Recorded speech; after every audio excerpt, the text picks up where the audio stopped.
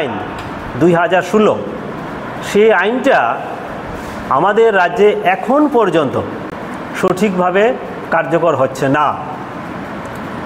এই আইনের যখন 2016 সালের ডিসেম্বরের 27 তারিখ এই আইনটা পার্লামেন্টে পাস হয়, তখন তারপরে 2017 সালের জুন মাসে সেটাকে একদম চূড়ান্ত রূপ দিয়ে নোটিফিকেশন জারি করা হয় গভর্নমেন্ট অফ ইন্ডিয়া থেকে, যাতে 3 বছরের মধ্যে, প্রথম ধাপে 3 বছর টার্গেট ছিল যে 3 বছরের মধ্যে এই আইনটাকে সমগ্র দেশে কার্যকর করা হবে এবং সেটাকে করতে হবে, আইনে সেটা বলা আছে। তারপরে আরও 2 বছর সময় দেওয়া হলো, তাহলে প্রথম গেছে 20, তারপর আবার 2 বছর, তাহলে 22, এখন এসেছে 2025 মধ্যে 2025-এ আমরা প্রায় মাঝপথে এসে পৌঁছেছি। লক্ষণীয় ব্যাপার হচ্ছে আমাদের রাজ্যে এই যে আইনের যে প্রথম কাজ, প্রতিটা রাজ্যে একজন স্বাধীন দায়িত্বপ্রাপ্ত কমিশনার নিয়োগ করা। 1 নম্বর যে কাজ, স্বাধীন দায়িত্বপ্রাপ্ত কমিশনার নিয়োগ করা।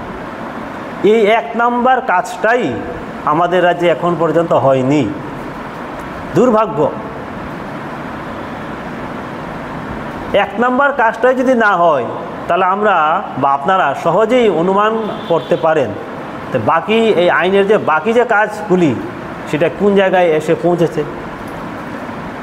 এই যে আইনটা ঠিকভাবে ইমপ্লিমেন্ট হচ্ছে কি না, প্রত্যেকটা দপ্তর ঠিকভাবে কাজ করছে কি না, এটা দেখবে কে? দেখার দায়িত্ব হচ্ছে স্বাধীন দায়িত্বপ্রাপ্ত কমিশনার। উনাকে আইন অনুযায়ী অনেক ক্ষমতা দেওয়া হয়েছে, কিন্তু এখন পর্যন্ত স্বাধীন দায়িত্বপ্রাপ্ত আমাদের রাজ্যে কমিশনার নেই। বর্তমানে যাকে দায়িত্ব দেওয়া হয়েছে, চার্জে যিনি আছেন সমাজ কল্যাণ দপ্তরের সচিব, উনাকেই চার্জে দেওয়া হয়েছে এবং ওনার নাকি আরও বেশ কয়েকটা দপ্তরও আছে, কিন্তু উনিও ঠিকভাবে কিন্তু ওনার যে দায়িত্ব সেটা সঠিকভাবে পালন করছেন না, যার কারণে এই রাজ্যের বিশেষভাবে সক্ষম ব্যক্তিরা এই আইনের যে সুফল সেটা সঠিকভাবে ভোগ করতে পারছে না। তা আজকে আমরা জোরালো দাবি করব, অনেক দিন ধরে দাবি করে আসছি, সেটা আপনারা জানেন যে অবিলম্বে রাজ্যে একজন স্থায়ী স্বাধীন দায়িত্বপ্রাপ্ত কমিশনার নিয়োগ করা। পরের যে বিষয়টা, সেই আইন অনুযায়ী বলা আছে প্রতিটা দপ্তরে একজন গ্রিভেন্স রিড্রেসাল অফিসার নিয়োগ করতে হবে। গ্রিভেন্স রিড্রেসাল অফিসারের যে দায়িত্ব সেটা হচ্ছে তার দপ্তরে যে সমস্ত বিশেষভাবে সক্ষম ব্যক্তি কর্মচারী আছেন বা অন্যান্য বিশেষভাবে সক্ষম ব্যক্তি যে বিষয়গুলি উনি দেখাশোনা করবেন। কিন্তু বেশিরভাগ দপ্তরেই এই যে জিআরও গ্রিভেন্স রিড্রেসাল অফিসার নেই, আর কয়েকটা দপ্তরে থাকলেও সেটা নিষ্ক্রিয়।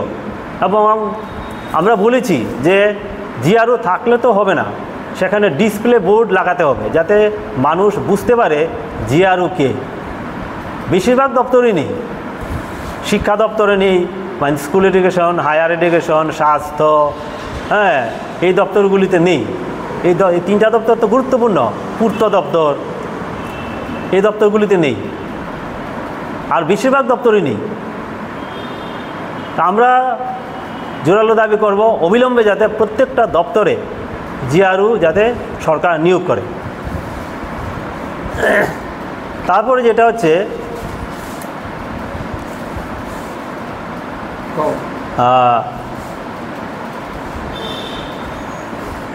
তারপরে যে বিষয়গুলা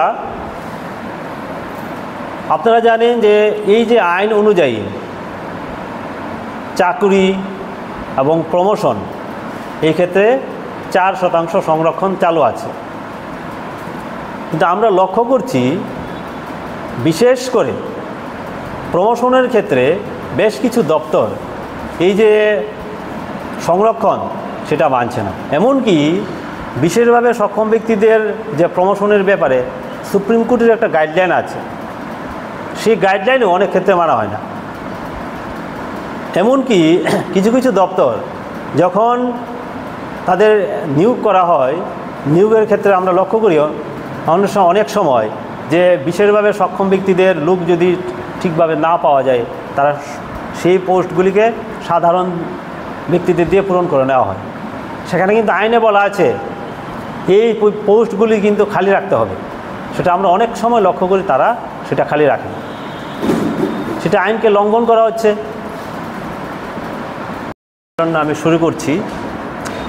আপনারা আপনাদের মধ্য থেকেই আপনাদের বেশ কয়েকদিন আগে সংবাদ মাধ্যমের মধ্য দিয়ে আমরা জানতে পেরেছি এই যে নরসিংগড়ের যে আমাদের যে মেয়েদের যে দৃষ্টিহীন বিদ্যালয়টা রয়েছে, এই বিদ্যালয়ের অনেক সমস্যা। তাছাড়া আরেকটা যে রয়েছে ছেলেদের যে বিদ্যালয়, সেখানেও অনেক সমস্যা।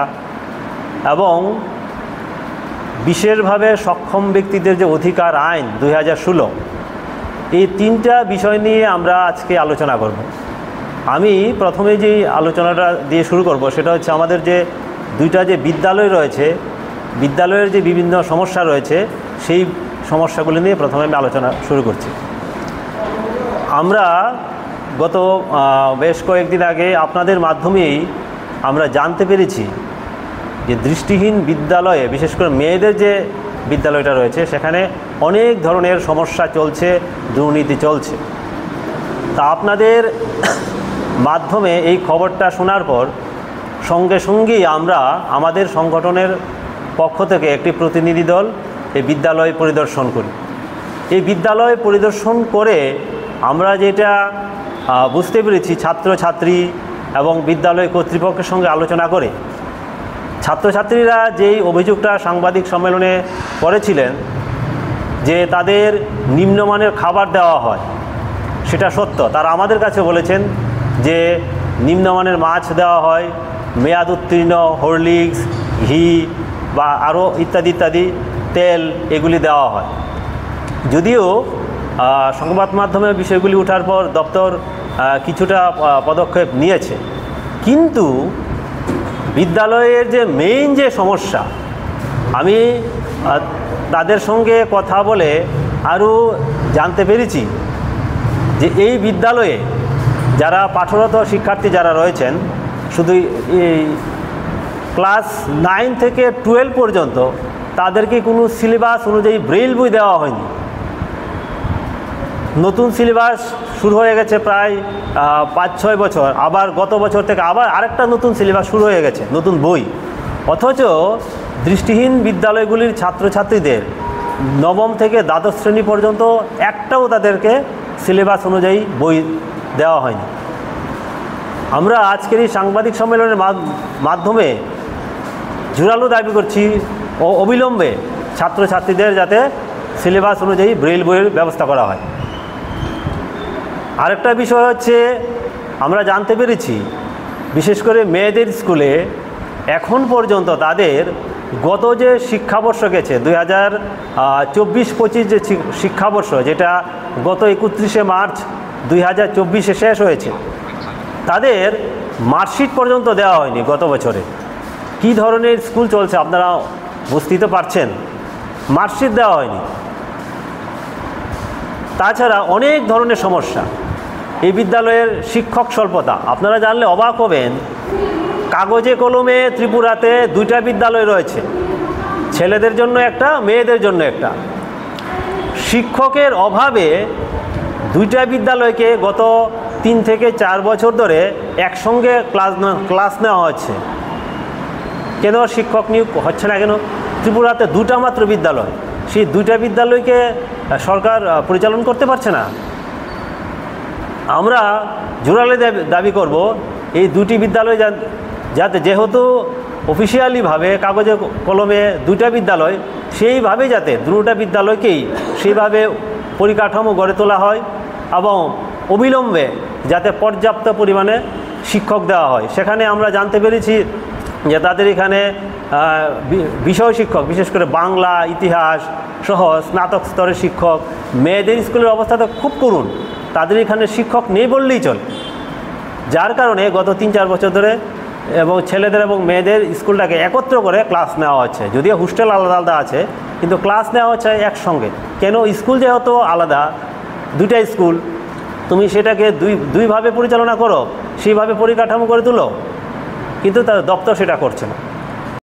ডিসিশন দীর্ঘদিন যাব তার সিন্স ইনসেপশন শুরু থেকেই দৃষ্টিহীনদের কল্যাণের জন্য কাজ করে আসছে। তাদের এই যাত্রাপথের আজকে আরেকটা নতুন মাত্রা যোগ হয়েছে। এই নতুন মাত্রাটা কি? ওরা আজকে এই সংস্থা আজকে আপনাদের মাধ্যমে রাজ্যবাসীর নজরে দৃষ্টিহীন তথা সমস্ত ধরনের যারা ডিজেবল আছে তাদের অভাব অভিযোগ তুলে ধরার জন্য প্রচেষ্টা নিয়েছেন। একটা জিনিস লক্ষ্য করবেন যে অল ত্রিপুরা ব্লাইন্ড অ্যাসোসিয়েশন শুধু তাদের দৃষ্টিহীনদের দাবি না, তার পাশাপাশি অন্যান্য যারা আছেন শারীরিক ডিজেবল তাদের সমস্যা নিয়েও তারা ভাবছেন। আজকে অন্যান্য সব ধরনের যারা ডিজেবল আছে তাদের কল্যাণের জন্য যে আইনটা তৈরি হয়েছে, সেই আইনটার প্রাথমিক শর্ত হচ্ছে একজন স্বাধীন দায়িত্বপ্রাপ্ত